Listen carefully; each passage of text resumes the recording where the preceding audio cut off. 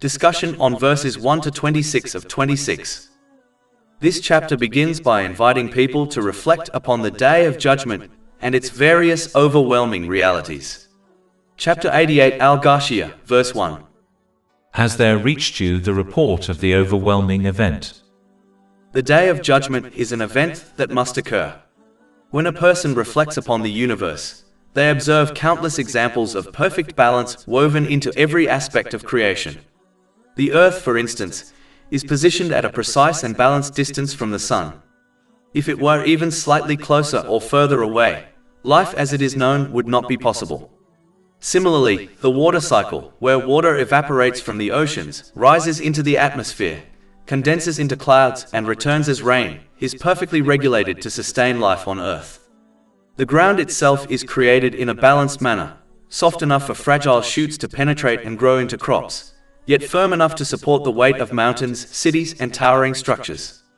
These and many other examples clearly indicate not only the existence of a creator, but also the presence of deliberate balance in his creation. Yet there is one major aspect of this world that is clearly unbalanced: the actions of human beings. One frequently observes oppressive and tyrannical individuals who escape punishment in this world.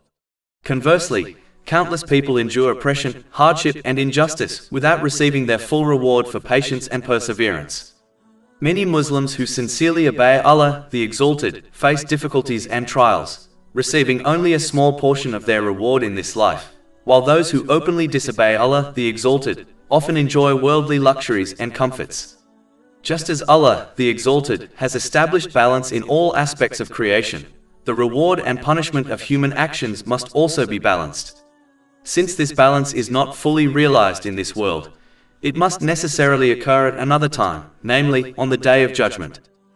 Allah, the Exalted, could fully reward and punish in this world, but one of the wisdoms behind not doing so is that He grants people opportunity after opportunity to repent sincerely and correct their behavior. His mercy delays punishment so that hearts may soften and return to Him. Likewise, He does not grant believers their full reward in this world because this world is not paradise. Furthermore, belief in the unseen, particularly the unseen reward awaiting the believer in the hereafter, is a fundamental aspect of faith. In fact, belief in the unseen is what gives faith its true value. Believing in something that can be perceived through the five senses, such as receiving full reward in this world, would not carry the same spiritual significance. Fear of full punishment in the hereafter, and hope in receiving complete reward, encourage a person to abstain from sins and perform righteous deeds. These two forces, fear and hope, work together to guide the believer toward obedience, humility, and sincerity. For the day of recompense to commence, this material world must come to an end. Punishment and reward can only be given once every person's actions have concluded. Therefore, the day of recompense cannot occur until the actions of humanity have ceased, which indicates that the material world must inevitably end, sooner or later. Chapter 45 Al-Ghashiyah, verse 22. For Allah created the heavens and the earth for a purpose, so that every soul may be paid back for what it has committed, and none will be wronged. When a person reflects upon this discussion, their faith in the Day of Judgment is strengthened. This, in turn, encourages them to prepare for it by using the blessings they have been granted in the correct manner, as outlined in the Holy Quran and the traditions of the Holy Prophet Muhammad, peace and blessings be upon him. Through this preparation, they attain peace of mind and success in both worlds by achieving a balanced mental and physical state, and by correctly placing everything and everyone within their life. But because practically preparing for one's accountability often contradicts the worldly desires and ambitions of people, many persist in rejecting or ignoring this responsibility, even if they verbally claim belief in it. Their attitude prevents them from attaining a balanced mental and physical state, and it causes them to misplace everything and everyone within their life. As a result, every aspect of their existence, family, friendships, career, wealth, and even moments of comfort, gradually becomes a source of stress and agitation.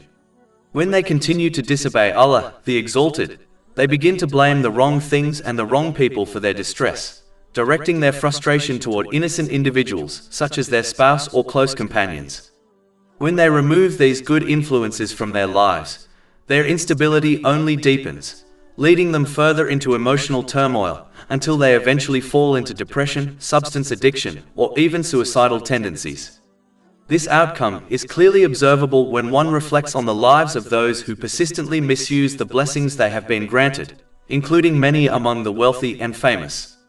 Despite their worldly luxuries, they often experience profound inner emptiness, fractured relationships, and destructive habits. Their material comforts cannot compensate for the imbalance created by their disobedience. And because their attitude prevented them from preparing for their accountability on the Day of Judgment, their punishment in the hereafter will be far worse. Chapter 88 Al-Ghashiyah, verses 2-7. Some faces that day will be humbled, laboring, toiling. They will enter to burn in an intensely hot fire. They will be given drink from a boiling spring. For them there will be no food except from a poisonous thorny plant, which neither nourishes nor avails against hunger. One of the main reasons why elements of the hereafter, such as the Day of Judgment and Hell, are described with such vivid detail in Islamic teachings, is to eliminate the false beliefs adopted by previous nations, who belittled these realities and even turned them into objects of mockery. Their dismissive attitude was rooted in wishful thinking, whereby people persisted in disobeying Allah, the Exalted, while falsely assuming that they would still attain salvation in both worlds. Such false assumptions took many forms: reliance on the intercession of a righteous person without personal reform, the belief that a mere verbal claim of faith would suffice for salvation, the presumption that excuses and repentance would automatically be accepted on the Day of Judgment regardless of one's deeds, and the notion that the punishments of the hereafter would be no more severe than worldly punishments. These misconceptions created a false sense of security that encouraged complacency, negligence, and spiritual decay. In order to eradicate these dangerous illusions, Islamic teachings present the realities of the hereafter in detail, so that people may grasp their seriousness and prepare accordingly. The purpose of these descriptions is not to instill despair, but to awaken hearts to the truth, and to encourage practical obedience to Allah, the Exalted. This obedience entails correctly utilizing the blessings He has granted in ways pleasing to Him, as outlined in the Holy Quran and the traditions of the Holy Prophet Muhammad, peace and blessings be upon him. By internalizing these teachings, a person is safeguarded from complacency, shielded from false hopes, and guided toward a life of sincerity and accountability. Through this, they ensure safety from punishment and success in both worlds by achieving a balanced mental and physical state, and by correctly placing everything and everyone within their life. Chapter 88 Al-Ghashiyah, verses 8-9. Other faces that day will show pleasure. With their effort they are satisfied. When people attain any form of worldly success, they naturally experience a sense of satisfaction for the effort they invested in achieving it. For example, a university student often feels deep fulfillment after completing their degree, as they reflect on the long hours of study, sacrifice, and perseverance that led to that achievement. In general, the greater the goal, the more profound the feeling of satisfaction that follows its attainment. In the same way, those who are granted paradise in the hereafter will experience a far greater and more lasting sense of fulfillment for the efforts they made during their lives on earth. This satisfaction is not temporary or limited like worldly happiness. Rather, it is complete, pure, and everlasting. Significantly, this feeling of contentment is among the first qualities mentioned when the people of paradise are described, indicating its importance and central place in their reward. This reality should encourage every person to reflect deeply on the level of satisfaction they wish to experience on the Day of Judgment. Just as people willingly strive, sacrifice, and remain patient for the sake of temporary worldly achievements, they should be even more motivated to strive for the eternal satisfaction of the hereafter. The comparison makes it clear that it is not logical to invest so much effort for something temporary, while neglecting that which is everlasting. Therefore, if a person truly desires to experience this ultimate satisfaction, they must work towards it through sincere obedience to Allah, the Exalted. This obedience is not limited to acts of worship alone, but includes using every blessing they have been granted, such as time, health, wealth, and relationships, in ways that are pleasing to Him. This is achieved by following the guidance laid out in the Holy Quran and the traditions of the Holy Prophet Muhammad, peace and blessings be upon him. In essence, just as worldly satisfaction is a direct result of effort and commitment, the eternal satisfaction of the hereafter is also a result of sincere striving. The one who prepares, sacrifices, and remains steadfast will taste a level of fulfillment that surpasses anything experienced in this world. Chapter 88 Ghashiyah, verses 8 to 16. Other faces that day will show pleasure. With their effort they are satisfied. In an elevated garden, wherein they will hear no unsuitable speech. Within it is a flowing spring. Within it are couches raised high, and cups put in place, and cushions lined up, and carpets spread around. After discussing the realities of the two destinations in the hereafter, Allah, the Exalted, invites people to reflect upon aspects of creation as clear signs of His oneness and ultimate authority, demonstrating that He alone must be obeyed at all times in order to attain the correct abode in the hereafter. Reflection on creation serves as a means to understand divine wisdom, order, and balance, which far surpasses the reach of human knowledge or natural processes alone. While some may attempt to attribute the diversity of life to evolution, it is important to understand that evolution, by its nature, relies on mutation and random change, processes that are inherently imperfect and inconsistent. Yet, when one observes the natural world, it becomes evident that every species is created with precise balance, enabling it to thrive perfectly within its environment. The camel, for example, is designed to endure scorching heat and survive long periods without water, perfectly adapted to life in the desert. This precise design demonstrates intentionality and knowledge beyond the reach of random processes. Chapter 88 Ghashiyah, verse 17. Then do they not look at the camels, how they are created? Similarly, the goat is created with an extraordinary mechanism that ensures the purity of the milk it produces. Within its body, impurities are completely separated from the milk, so that what is provided for human consumption is clean, wholesome, and nourishing. This intricate balance within its biological system could not be explained by chance alone. Chapter 16 and Al, verse 66. And indeed for you in grazing livestock is a lesson. We give you drink from what is in their bellies, between excretion and blood, pure milk palatable to drinkers. Beyond individual design, Allah, the Exalted, has granted each species a specific lifespan and reproductive pattern to maintain ecological balance.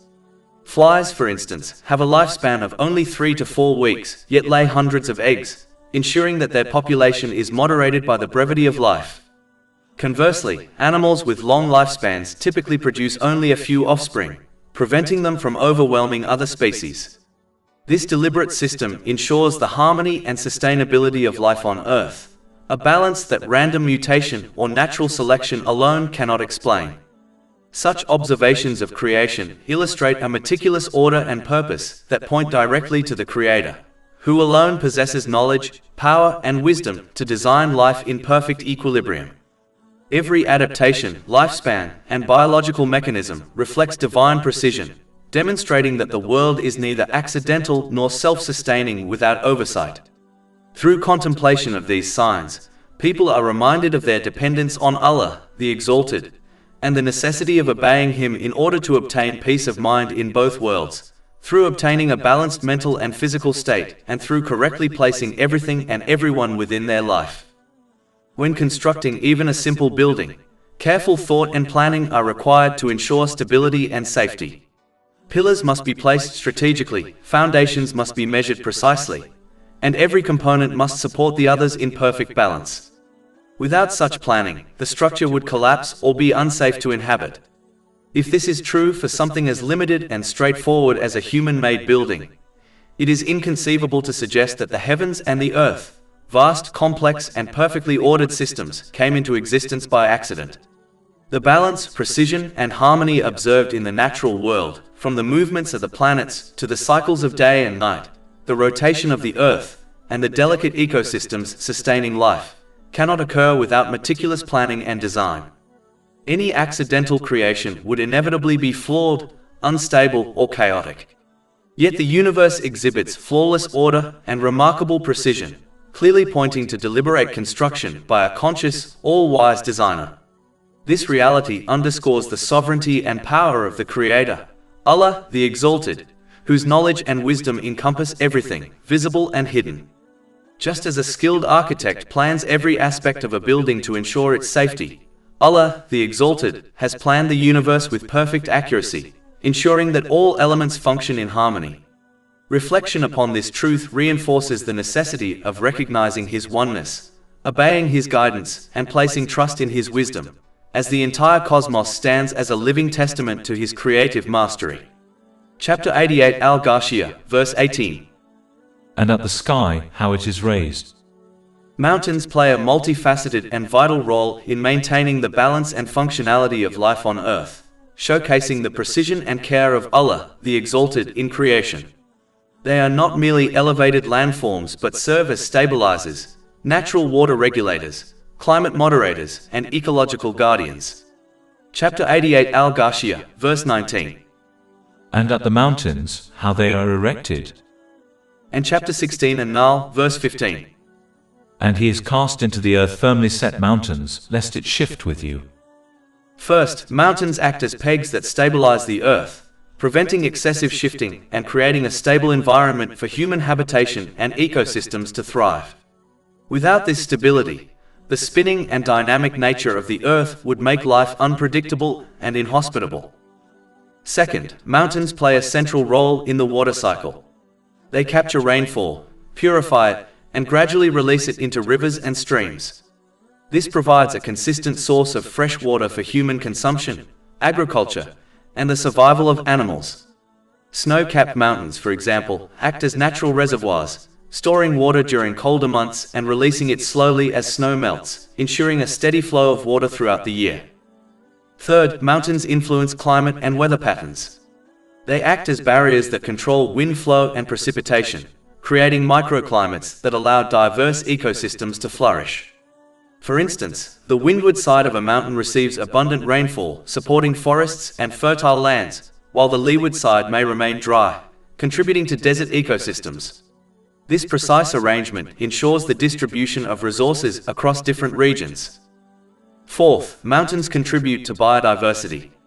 Their varied altitudes, temperatures, and climates create multiple ecological niches, allowing countless species of plants and animals to thrive.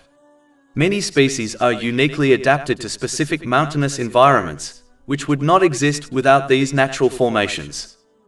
Fifth, mountains are also rich in minerals and resources.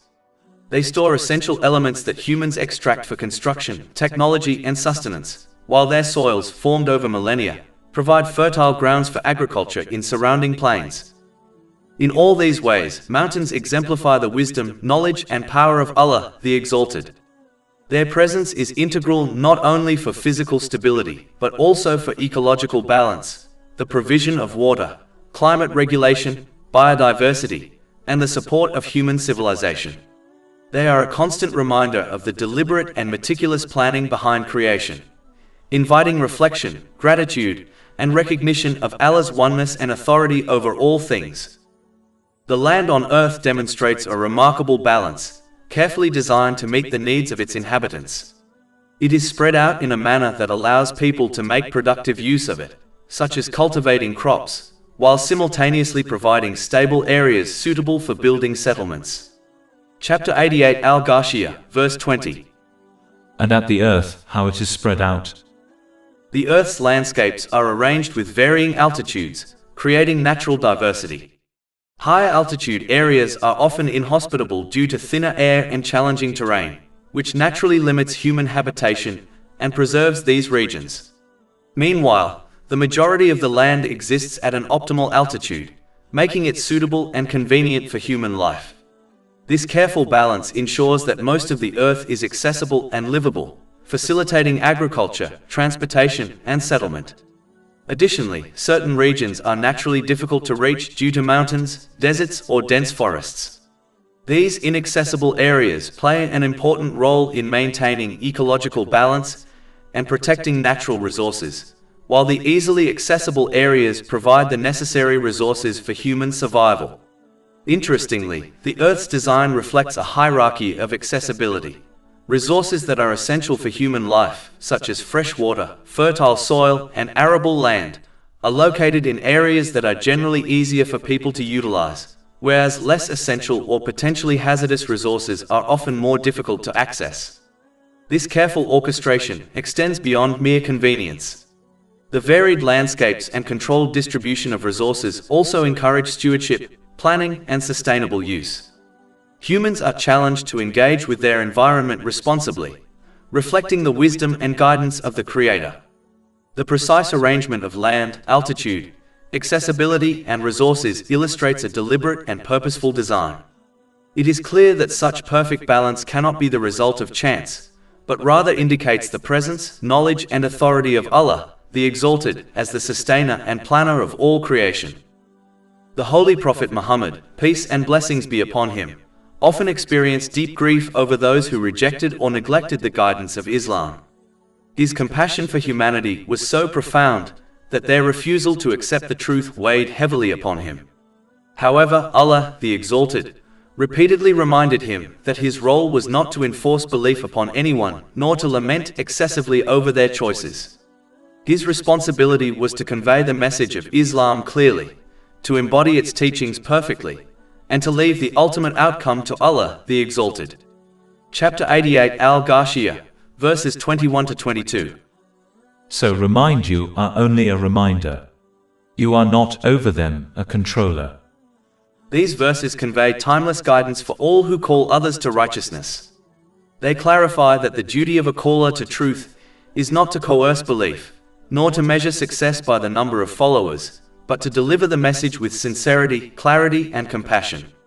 Guidance belongs solely to Allah, the Exalted, who opens and closes hearts as He wills. This understanding frees the caller from grief, frustration, or despair when their efforts appear to bear no visible results. It teaches that true success lies in faithfulness to the task, not in worldly recognition or numerical outcomes. Those who genuinely seek guidance will respond when they encounter it, while those who remain arrogant or heedless only harm themselves. The sincere seeker also recognizes that Allah, the Exalted, never places a burden on a soul beyond its capacity. Every trial is an opportunity for growth in patience, discipline, and faith. Peace, both in this world and the hereafter, requires sacrifice, restraint, and mastery over one's lower desires. True contentment is not found in wealth, status, or fame, but in submission to Allah, the Exalted. This reality becomes evident when one observes those who possess every worldly advantage, yet remain restless, anxious, and dissatisfied. Their material abundance cannot compensate for the spiritual emptiness created by disobedience and heedlessness. For those calling to truth, the focus must remain on fulfilling their duty, embodying the teachings of Islam, sharing the message with compassion, and entrusting the outcome to Allah, the Exalted. Success lies in obedience and sincerity, not in compelling others or attaining worldly acclaim. By embracing this perspective, the caller transforms anxiety into serene trust, frustration into perseverance, and hope into reliance upon the mercy and justice of Allah, the Exalted. In doing so, they become a living example of faith, demonstrating that guidance is a divine gift and that human responsibility is simply to convey the message faithfully while leaving the accountability to Allah, the Exalted. Even though Allah, the Exalted, does not compel people to accept guidance, this freedom does not absolve them from responsibility or shield them from accountability. Chapter 88 Al-Ghashiyah, verses 23 to 24. However, he who turns away and disbelieves, then Allah will punish him with the greatest punishment. In this world, those who persist in disobedience prevent themselves from achieving a balanced mental and physical state, which in turn causes disorder in every aspect of their life. Family, friends, career, and wealth, which are intended to be sources of comfort and stability, instead become sources of stress and confusion. Persistent disregard for divine guidance often leads individuals to misattribute blame to the wrong people or circumstances, such as spouses, colleagues, or friends, further disrupting their relationships and social life. When these good relationships are severed, the disruption amplifies, increasing the risk of mental health struggles, including depression, addiction, and even suicidal tendencies. This pattern is evident when observing those who misuse the blessings granted to them, such as wealth, fame, or influence, without aligning their actions with divine guidance. Despite enjoying worldly luxuries, their inner lives remain unsettled, and they fail to attain the peace of mind that comes from obedience to Allah, the Exalted. Their negligence in preparing for accountability on Judgment Day leads to consequences far graver than any worldly discomfort. Chapter 88 Al-Ghashiyah, verses 25 to 26. Indeed to us is their return. Then indeed upon us is their account. It is essential for a person to regularly evaluate their own deeds, as no one possesses a more accurate awareness of their actions than themselves, except Allah, the Exalted. Honest self-assessment encourages sincere repentance for sins and motivates one to engage in righteous deeds, which includes utilizing the blessings granted by Allah, the Exalted, in ways pleasing to Him. This practice nurtures peace of mind in both worlds, by fostering a balanced mental and physical state, and ensuring that everything and everyone in one's life is placed in its proper context. Conversely, neglecting to assess one's deeds fosters heedlessness. Such individuals misuse the blessings they have been granted, resulting in imbalance in both mental and physical states, and disorder in their relationships, responsibilities, and priorities. Even if they enjoy worldly comforts, their lives become fraught with stress, conflict, and difficulties. Moreover, their negligence prevents them from preparing adequately for their accountability on Judgment Day, leading to severe punishment in the hereafter. For these individuals, the weighing of deeds will be profoundly challenging and may result in being cast into hell. A practical analogy can be drawn from the world of business. A wise business owner routinely evaluates their accounts, ensuring that the business remains on track, that profits are preserved, and that obligations such as tax returns are accurately completed. In contrast, a negligent business owner fails to monitor their accounts, resulting in losses, mismanagement, and penalties that complicate their life further.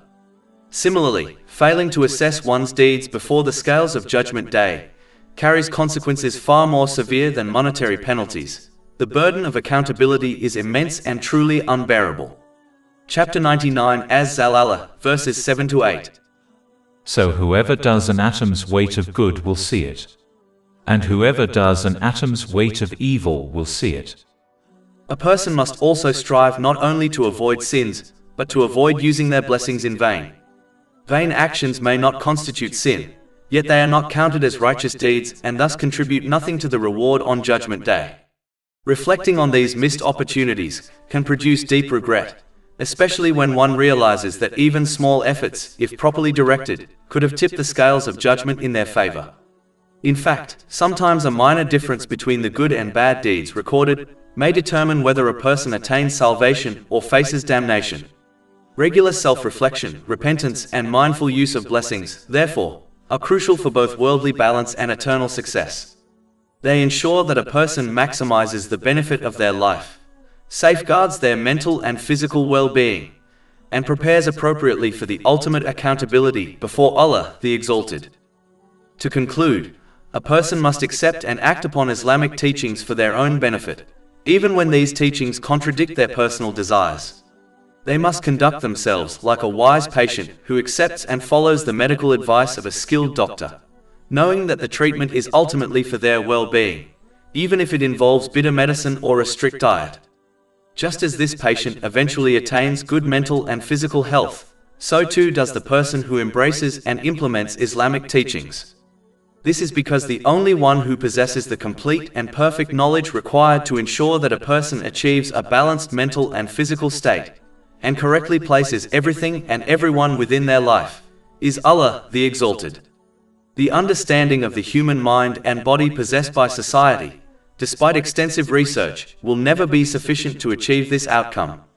Human beings cannot resolve every issue a person may face. Their advice cannot shield one from all forms of mental and physical stress, nor can their guidance ensure that a person correctly prioritizes everything and everyone in their life. These limitations arise from restricted knowledge, limited experience, lack of foresight, and the presence of personal biases. Allah, the Exalted, alone possesses perfect knowledge, and He has granted humanity access to this knowledge through the Holy Quran and the traditions of the Holy Prophet Muhammad, peace and blessings be upon him. This truth becomes evident when one observes the difference between those who use their blessings according to Islamic teachings and those who do not. The contrast between these two groups is clear in their conduct, their emotional stability, and the outcomes of their choices. Even though patients often do not understand the science behind the medicines they are prescribed, and therefore trust their doctor without full comprehension, Allah, the Exalted, does not expect people to follow Islam blindly. Instead, He invites them to reflect upon its teachings so that they may recognize its truthfulness and appreciate its positive effects on their lives. He calls people to approach Islam with insight, not imitation. Chapter 12 Yusuf, verse 108. Say, this is my way, I invite to Allah with insight, I and those who follow me. In addition, as Allah the Exalted alone controls the spiritual hearts of people, the true abode of peace of mind, He alone determines who attains tranquility and who does not. Chapter 53 and Najm, verse 43. And that it is He who makes one laugh and weep. It is therefore clear that Allah the Exalted grants peace of mind only to those who use the blessings He has given them in the correct manner, as outlined in Islamic teachings. Those who live according to divine guidance attain clarity, balance, and inner stability, while those who misuse their blessings fall into confusion, imbalance, and distress. True peace, mental, physical, and spiritual, comes only from living according to the wisdom revealed by Allah the Exalted, and from recognizing that His guidance is the only path that leads to tranquility in both worlds. Chapter 16 and Nahl, verse 97. Whoever does righteousness, whether male or female, while he is a believer, we will surely cause him to live a good life, and we will surely give them their reward in the hereafter according to the best of what they used to do. All praise is due to Allah, Lord of the worlds, and may peace and blessings be upon His final messenger, Muhammad, His noble family and companions.